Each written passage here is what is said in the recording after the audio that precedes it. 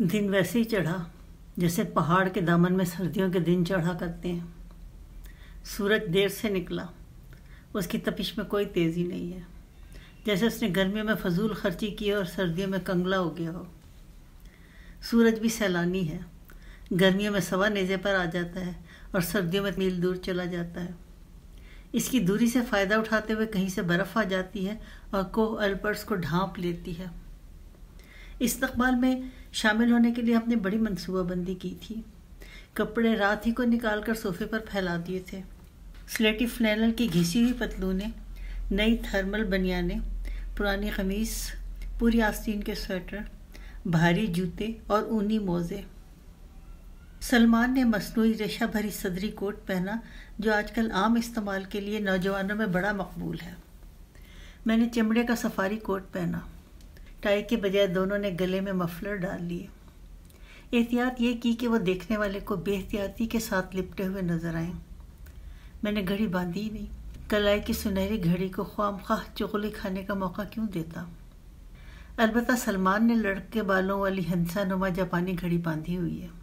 سواری کے بارے میں بھی اسی قسم کی منصوبہ بندی سے کام لیا گیا۔ میں نے کل دفتر سے دوسری اسٹاف کار منگوا لی تھی۔ یہ نیلے رنگ کی والوو اسٹیشن ویگن ہے، رنگ جگہ جگہ سے اڑا ہوا، باڈی جگہ جگہ سے پچکی ہوئی۔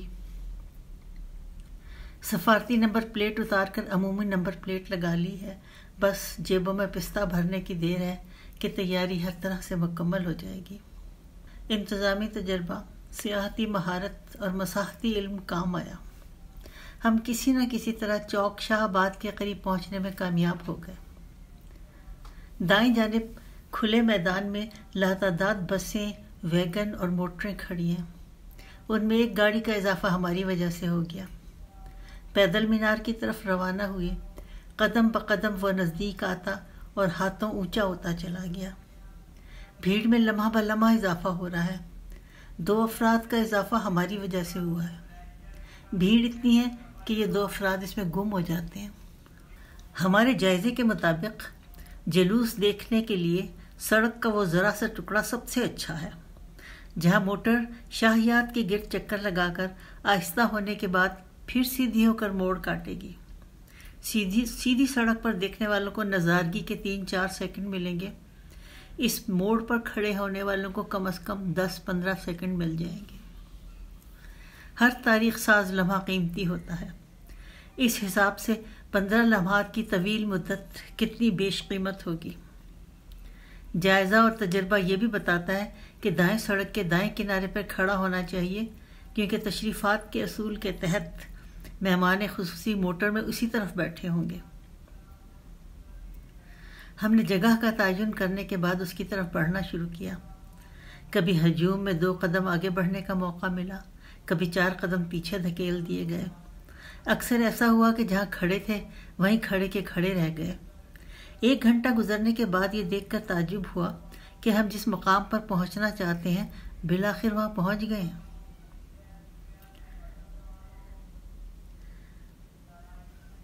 تھوڑی دیر کے بعد پیچھے والوں نے بنشیں بنشیں کا نعرہ لگانا شروع کیا۔ اگلی صفوں نے ایک کان سے سورا دوسرے سے نکال دیا۔ پھر کہیں سے انتظامات کا بیج لگائے میگا فون ہاتھ میں لیے ایک باریش نوجوان آ گیا۔ اس نے حکم دیا، آقایان بنشین۔ اس کا اتنا کہنے کی دیر تھی کہ سامنے کھڑے ہونے والوں کی 5-10 قطاریں زمین پر ڈھیر ہو گئیں۔ میں اور سلمان بھی تارکول کی سڑک پر آلتی پالتی مار کر بیٹھ گئے۔ سڑک کی سطح سخت ہے مگر نہایت ہموار، اس لیے چوکڑی مارنے کی عادت نہ ہونے کے باوجود دیر تک سڑک پر یوں بیٹھے رہنے میں کوئی خاص دقت محسوس نہیں ہوئی۔ بس پہلو بدلتے رہے، میں کبھی کبھی اور سلمان بار بار۔ سڑک ٹھنڈی ہے مگر اتنی بھی نہیں کہ گرم کپڑوں اور گرم جوش ہجوم کی موجودگی میں اس مسئلے پر کوئی توجہ دی جائے۔ سڑک پر بیٹھنے والوں کی آخری صف بڑی مشکل میں ہے۔ اس کے پیچھے جو لوگ کھڑے ہیں ان کے پاؤں کبھی ریلم ریلا کی وجہ سے اکھڑ جاتے ہیں اور وہ بیٹھے ہوئوں پر گرنے لگتے ہیں۔ بیٹھے ہوئے ہڑبڑا کر اٹھ کھڑے ہوتے ہیں، پہلے ہلچل پڑتی ہے پھر سکون ہو جاتا ہے۔ بہت سے بیٹھنے والے کچلے جانے کے ڈر سے کھڑے رہتے ہیں اور بہت سے کھڑے رہنے والے تھک کر بیٹھ جاتے ہیں۔ میں اور سلمان پہلی قطار میں بیٹھے ہوئے ہیں۔ آخری صف کا پتہ نہیں چلتا کون سی ہے اور کہاں ہے۔ 5-10 منٹ کے وقفے کے بعد اس آخری صف کی صورت اور جگہ بدل جاتی ہے۔ ہمیں یہاں آئے ہوئے کوئی 3 گھنٹے ہو گئے ہیں۔ اس مدت میں لوگوں کی کیفیت مزاج میں نمایاں فرق آ گیا۔ ابتدا میں ہر شخص پر شوق کا غلبہ تھا، کشاں اور خوشی خوشی چلا آ رہا تھا، مگر فکر صرف اتنی تھی کہ جگہ ملے گی یا نہیں، کچھ نظر آئے گا یا نہیں، باخبر کہ موقع کتنا اہم ہے، لیکن اس سے بے خبر کہ ہجوم میں اس کی جگہ کہاں ہے۔ یہ کیفیت اس وقت تک رہی جب تک لوگوں نے کھڑے ہونے کے لیے سڑک کا کوئی نہ کوئی حصہ منتخب نہیں کر لیا، پھر بڑے شوق سے دیر تک ہوائی اڈے کی طرف دیکھتے رہے۔ بالآخر لوگ استقبال کے دوسرے مرحلے میں داخل ہو گئے، جہاں انتظار کے خلا کے سوا کچھ نہ تھا۔ چند گھنٹے اس خلا میں گزارنے کے بعد تھکن نے ان کے چہرے پر اپنا ٹھپا لگا دیا۔ لوگ جمائیاں لینے اور اپنا بوجھ ایک ٹانگ سے دوسری ٹانگ پر منتقل کرنے کے علاوہ اور کر بھی کیا سکتے تھے۔ ان لوگوں کو جلوس اور مظاہرے کی عادت اور مشق ہے، جس میں گھنٹوں ہر ایک پوری طرح چست اور مصروف رہتا ہے۔ یہاں نہ فوج کی کھڑی کی ہوئی رکاوٹیں، نہ آنسو گیس، نہ گولی، نہ سڑک کے بیچ زخمی، نہ سڑک کے کنارے لاشیں۔ وقت کٹے تو کیسے کٹے؟ خدا کر کے تیسرا مرحلہ شروع ہوا، مجمع میں جان پڑ گئی۔ لوگوں کو توقع ہے کہ ایک آرزو جو وہ گھر سے لے کر نکلے تھے اگلے 1 گھنٹے میں پورے ہونے والی ہے۔ چہرے کھل اٹھے ہیں، لوگ دائیں بائیں دیکھ کر مسکراتے ہیں، انسیت کا اظہار کرتے ہیں، ناواقف سے خود ہی گفتگو شروع کر دیتے ہیں، وہ بھی جیسے منتظر بیٹھا ہو، بڑے اتفاق سے باتوں میں شریک ہو جاتا ہے۔ اجتماع کے جس حصے میں ہم شامل ہیں اس کا ماحول دوستانہ ہے۔ ٹوٹی پھوٹی فارسی سن کر لوگ خوش ہوتے ہیں کہ کسی دوسرے ملک کے باشندے نے بھی ان کی کامیابی کے اس نقطۂ اوج پر ہجوم میں شانہ بشانہ کھڑے ہونے اور سڑک پر زانو بزانو بیٹھنے میں ان کا ساتھ دیا ہے۔ میں نے ارد گرد بیٹھے ہوئے لوگوں پر نظر ڈالی۔ لباس اور چہرے مہرے سے اندازہ ہوتا ہے کہ بیشتر لوگ کم آمدنی والے اور متوسط طبقے کے ادنیٰ حصے سے تعلق رکھتے ہیں۔ پڑھے لکھے متوسط طبقے کی نمائندگی بھی ہو رہی ہے۔ عمرہ کے طبقے سے یہ توقع عبث ہے کہ وہ اس موقع پر لوگوں سے گھل مل جائیں گے اور سڑک کے کنارے کھڑے ہو کر اس شخص کا استقبال کریں گے جو ان کی عمارت کو خطرے میں ڈال سکتا ہے۔ عورتیں اور بچیاں بڑی تعداد میں موجود ہیں۔ یہ اس طبقے کی ہیں جن کے مرد یہاں جمع ہیں۔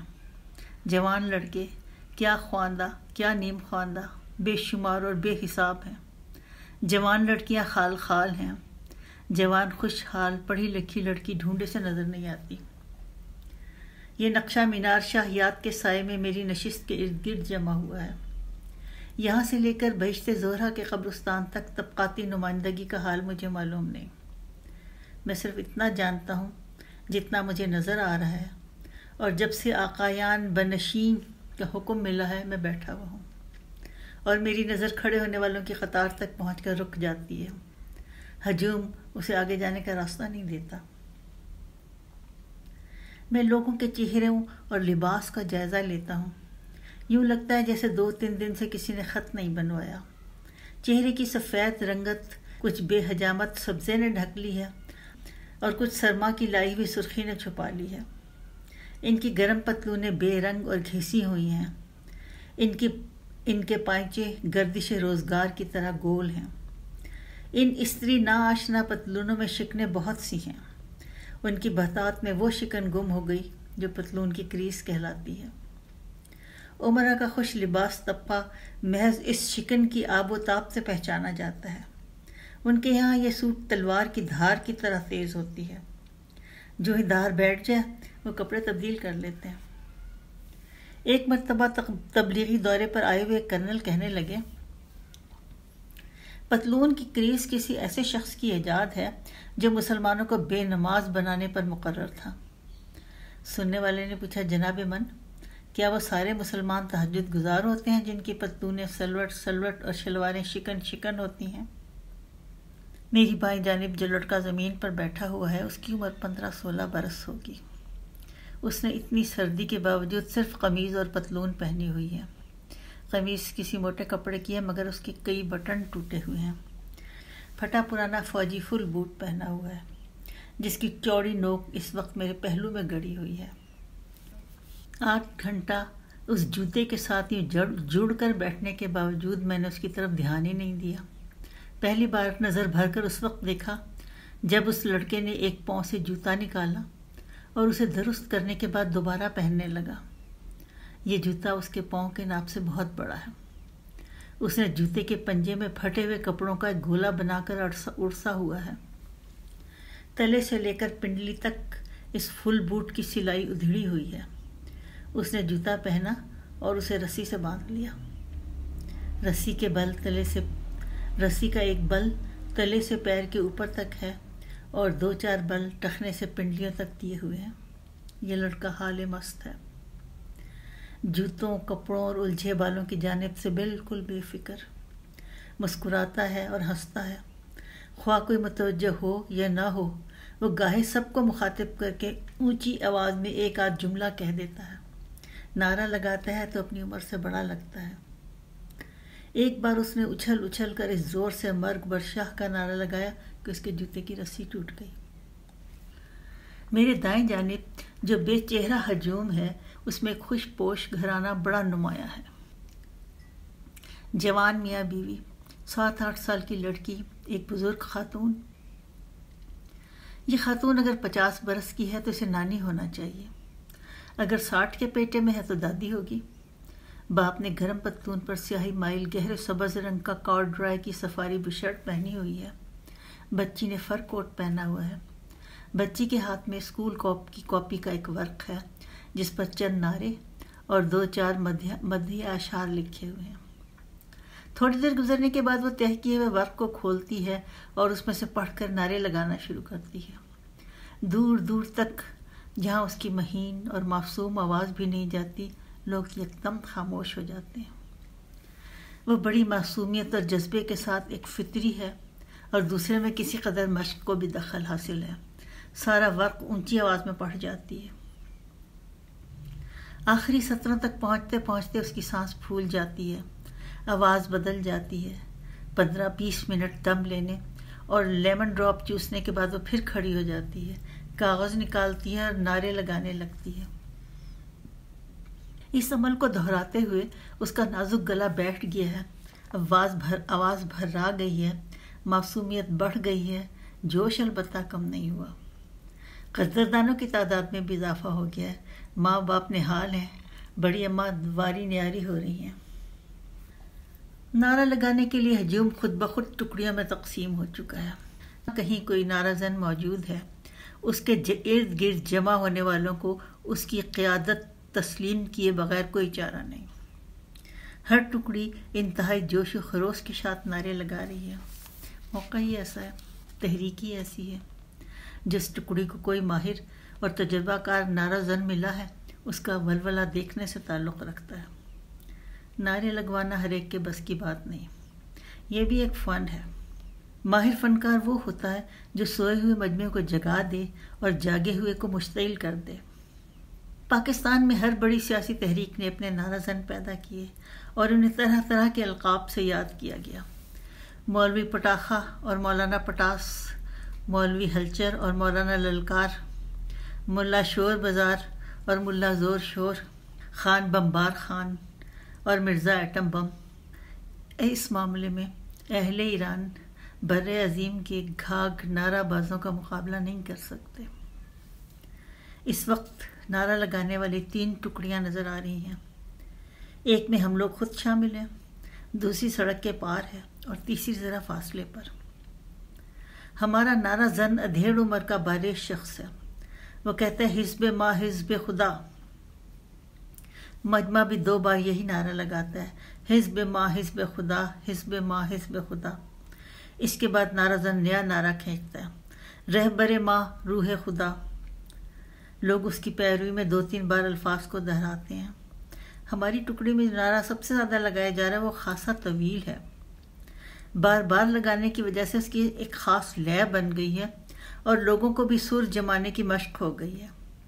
لوگ دائیں ہاتھ کی مٹھی ہوا میں لہراتے ہیں اور کہتے ہیں ماں گوش بر آواز توائم خمینی، ماں سر بازان توائم خمینی، ہم آپ کے فرمان کے منتظر ہیں، ہم آپ کے جان باز سپاہی ہیں۔ دیر تک ایک ہی نعرہ زن کا ساتھ دینے کے بعد اب لوگوں نے بآسانی سے گھبرا کر ایک نیا انداز اپنا لیا ہے۔ سڑک کے دونوں جانب جو لوگ جمع ہیں وہ آہستہ آہستہ آگے کھسکتے ہوئے اب ایک دوسرے کے بہت قریب آ گئے ہیں۔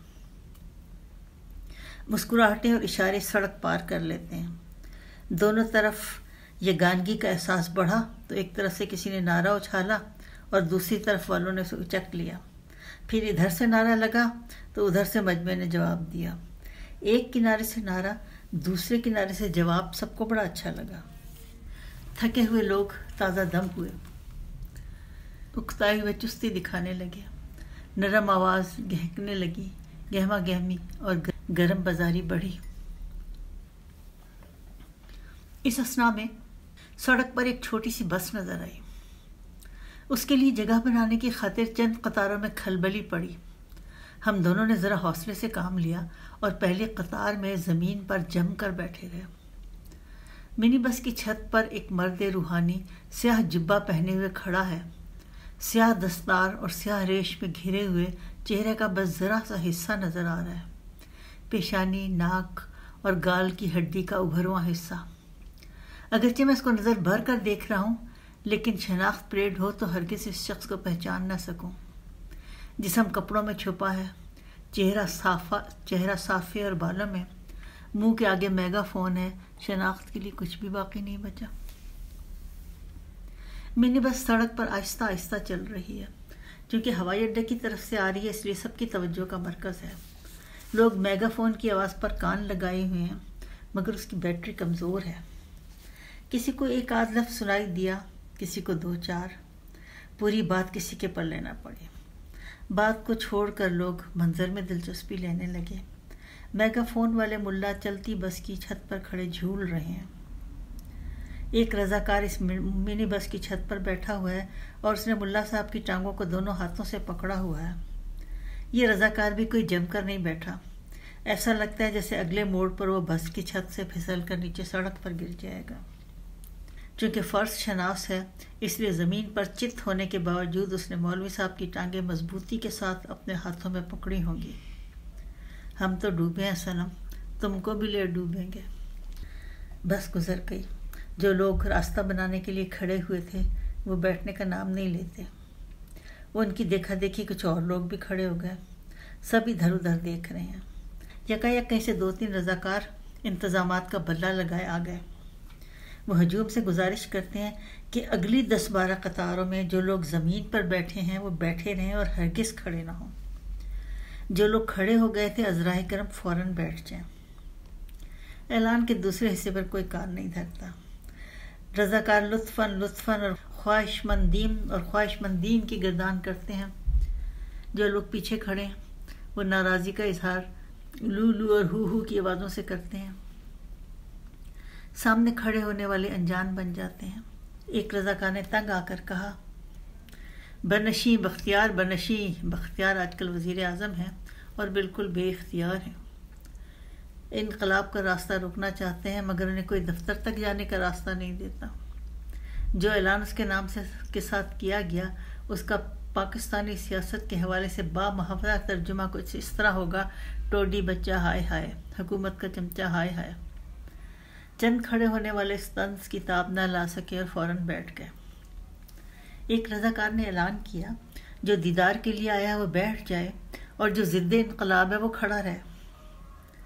لوگوں نے اس اعلان کا برا منایا اور بڑبڑانا شروع کر دیا۔